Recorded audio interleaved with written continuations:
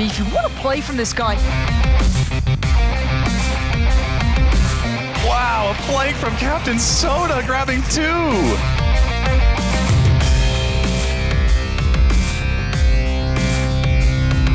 And it's time to go. Pants, can he stop it before it starts? He does indeed.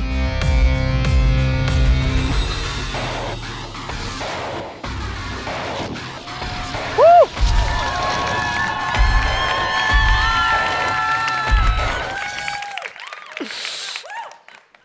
Hello, welcome. My name is Christopher McKelvy, and I'm the head of esports at Oculus. I've served as the commissioner for the VR League for the last 2 seasons, and I'm the executive producer for all of our esports content.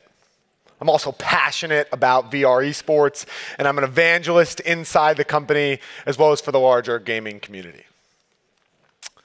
Today, we're exploring Oculus's journey to building a VR esports ecosystem. I'll talk about our vision for the space, and how we think VR esports will evolve over both the short and the long term. If you're here at Oculus Connect and in this session, I'm going to assume that you believe that VR will play a central role in the future of gaming. And if you're excited about that future, then esports is a smart and exciting place to invest your time and your resources. By 2021, we're on track to have more than 500 million esports fans around the world. And industry revenues will surpass 1.5 billion. As VR continues to grow and reaches mass market gamer appeal, V-Sports will be some of the most engaging and exciting content for gamers to engage with. We know that esports is a differentiator for VR, and our competitive titles consistently rank in our top apps by time spent and number of players. Great esports games can bring new players into the platform, and we believe that a strong esports ecosystem can help drive VR industry growth and adoption. At Oculus, we're committed to fostering and growing VR esports. And while we're motivated about the state of play today, we're even more excited about the future for competitive VR. And yes, V-Sports is now officially a thing. So where is VR esports today? In early 2017, Oculus hosted our first ever esports tournament at nearly 100 Microsoft stores across the country, where archmages battled it out for glory in the unspoken. At E3 2017, we announced the VR Challenger League. We had our first Echo Arena event here in San Jose at Oculus Connect 4. And our Season 1 Grand Finals took place on the world's biggest esports stage at Intel Extreme Masters Poland. Over the next 2 days, the Season 2 VR League champions for Echo Arena, The Unspoken, Sprint Vector, and Onward will be crowned right here at Oculus Connect 5 with over $100,000 awarded in prizing. Yeah. This is the result of deliberate work from an incredible community of developers and partners who share our vision for VR esports. We've made a ton of progress in the last 2 years. We've played over 4,500 matches with competitors from 20 countries across 4 games, and we've had over 1,000 hours of competition. In the last 4 months alone, over 4.5 million unique people have tuned in to watch our content, and they've watched over 100,000 hours. And a special shout out to the over 200 VR esports fans and athletes that are here in attendance at Oculus Connect. We're thrilled to have you. But esports isn't just about the numbers. Hasko, aka Echo Mom, shared with us how Echo Arena is helping her heal from chronic pain and how it's expanding her social circles. The 14-year-old Lugia became our first underdog story when he battled his way through the Microsoft's tournament after receiving a rift only a few weeks earlier. And Team Eclipse, the defending Echo Arena champions, continue to exemplify how determination and dedication pay off. It's still early days, but VR esports is certainly one of the most exciting places to be in all of gaming. So why do we do it? Some people think that I do it because I like sports. It's not the case. I have no idea who will win the pennant, and I manage a total of 0 fantasy football teams. I love esports. I've been playing Counter-Strike with my squad since high school. Shout out to the Ninja 5. And I never miss a Dota International or a BlizzCon. A lot of Dota fans. I truly believe that V-Sports is the future. I'm confident it will happen much sooner than most expect. Oculus is investing because we know that it will deliver long-term, valuable, quality growth for VR across consumers, developers, and community. We're focused on 3 priorities for our esports program. First is developers. We want to make esports developers successful, and we know that esports require a specific form of marketing support. Trailers, blogs, and influencer sessions aren't enough to show the real quality and the depth of a great competitive title. The only way to do that is to build tournaments and let the pros show it off. We want to make sure the best competitive games are on the Oculus platform, and our esports program is a crucial part of that strategy. Second is community. Our esports community is our most hardcore, vocal, and engaged community in all of VR. No contest. They are some of our greatest evangelists. We know how to reach out and touch this community, and we have a healthy dialogue going that is shaping the future of VR esports. Fostering an active, communicative, and inclusive community is a multiplier across the entire VR industry. And finally, gamers. Through esports, we're able to show the broader gaming community an entirely new way of looking at VR. Esports dispels the myth that VR games are shallow, and instead showcases them as deep, immersive, and AAA quality. The content attracts users who are interested in esports, but might not be excited about VR just yet. The competition and physicality draws viewers in, and the gameplay keeps them engaged. We're confident that through our esports efforts, we're enticing new players to invest in VR and to join our platform. As this community and this league has grown, we've learned a few things. I want to share them with you now. First is physicality. I used to think, for all my esports fans, that the greatest live action shot in esports was of a StarCraft player and his keyboard. Like Beethoven fighting an intergalactic World War III. His hands move so fast. But now we have real physicality in esports. Launching discs, punching enemies, throwing grenades, ducking fireballs. The more you can incorporate kinetic movement into your game, the greater your success and the better the viewing experience. Physicality is key. It sells the dream of your game and of competitive VR. Next is relatability.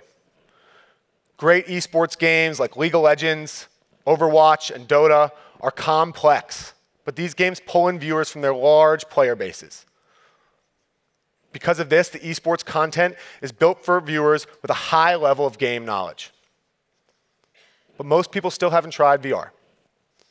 And we see in our metrics that most fans who watch our games don't own them yet. Your esports content needs to be relatable for a non-native audience to engage with. We've seen this play out with games like Onward, where fans immediately recognize its similarities to Counter-Strike, but understand that in VR it requires stamina, strength, accuracy, and teamwork. Regardless of your game genre, when creating watchable content, don't focus on those who play your games. Rather, build your content for those who don't. Everything you produce should be focused on bringing more players into your ecosystem. Next is community. I know this is obvious, and no, the players are not paying me to say this, but listen to your community and know that they see everything, literally everything. Take advantage of their perspective and their passion, harness it. They will be your best and your worst critics. Don't be scared of the feedback. Instead, figure out a way to have a productive dialogue. All any good community wants is to feel heard and included. Missed that one.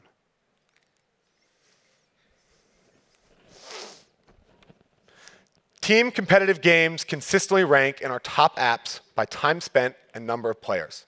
And hardcore esports communities commit a lot of time to play their games. The VR Master Leagues tournaments can take entire weekends, and the Echo Arena teams will tell you that they play all day Sunday, every single Sunday. VR is about social experiences and defying distance. Leverage that inside your games. The only thrill greater than scoring that winning goal is being able to jam out on air guitar with your teammates. Cross-platform. This is a simple math equation. More players are better for competitive games, and I encourage all esports developers to build for as many platforms as possible. The addition of Oculus Quest is particularly exciting for VR esports. While there will be differences across platforms and hardware, these can all be solved with proper rules and communication. Fortnite is a great example of how the gaming community at large accepts cross-platform as an industry standard. Finally, spectatorship. The spectator cameras you'll see showcased here at Oculus Connect 5 are some of the best in the business, and they've taken considerable amounts of time and effort to implement. Ready at Dawn designed a spectator camera with artificial intelligence to always follow the action. The team at Insomniac developed green screen technology for mixed reality to bring their broadcast to a new level. And the team at Big Box VR designed a super fun third-person spectator for their unreleased battle royale game, Population 1. It's a blast to use while dead, which is great for people like me. Spectator cameras cannot be an afterthought. When designing your spectator products, think about who will use them. Is it the community, ESL and other broadcast professionals? Are they in VR or on a 2D screen? Strong spectator cameras are a crucial and critical part to any great esports game. So what's next? What does the future of esports look like? First, we need to involve the fans. The future of spectatorship in esports is about immersing the fans. And there is no better platform for immersion than VR. Fans don't need to affect the gameplay, but they do need to feel like they're making an impact. I like to use the analogy of the hometown fans during the opposing team free throw.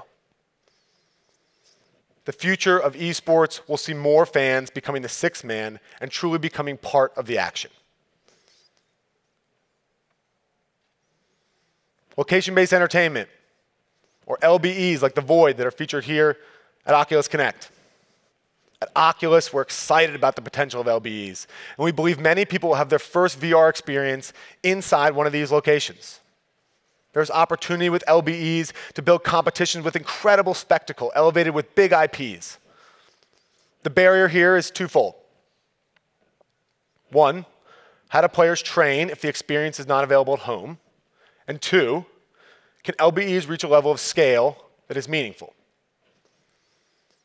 The sector is receiving strong investment from Hollywood studios, real estate companies, and high-profile celebrities, and this funding will allow the vertical to rapidly expand. The Dead and Buried demo available here at Oculus Connect is a great example of crossover content that players could practice with at home, but then compete in live, dynamic, broadcastable environments. Competitors. As the VR category grows, the esports competitor is going to evolve into the VR athlete. As an industry, we need to think about how we can reward athleticism and physicality. Does it pay to jump higher, turn faster? Maybe being taller is an advantage, maybe shorter. We need to embrace the physicality of VR as it's something that differentiates us. I believe that one of the main reasons that Lemming is one of the world's best Echo Arena players is because his movements are incredibly quick. And he's got a crazy vertical leap. That type of advantage has never been seen before in esports, and I think that's pretty special. Equipment. We talked a lot this morning about how VR equipment is going to continue to shrink, but the complexity of player kits will continue to grow. VR esports is about spectacle, and players are more than willing to invest in peripherals. Similar to how sim racers spare no expense on their rigs, VR athletes will do the same. Tonight, you'll see Onward players using ProTube VR slings to help with stability, control, and accuracy. I encourage developers to provide better integration for peripherals that may or may not provide a competitive advantage inside their games.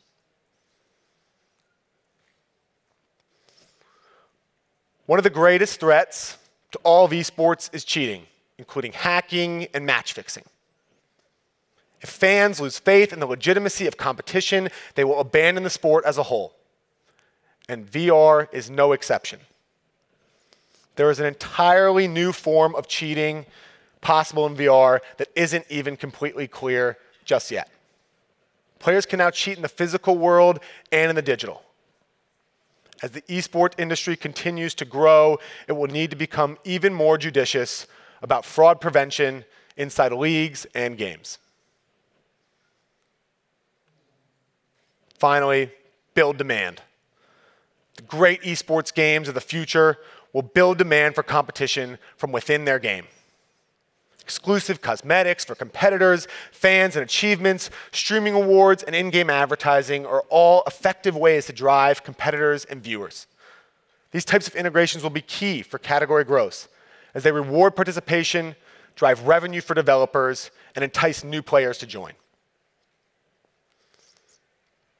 VR esports is an enthralling combination of gaming and sport that a massive, non-native audience can appreciate.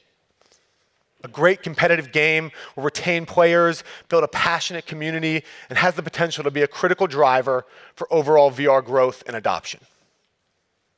We're excited about the V-Sports games of the future, and we continue to be in awe of the talented developers and spirited community that are bringing this reality to life. Thank you so much for coming, and now I'm happy to take a few questions.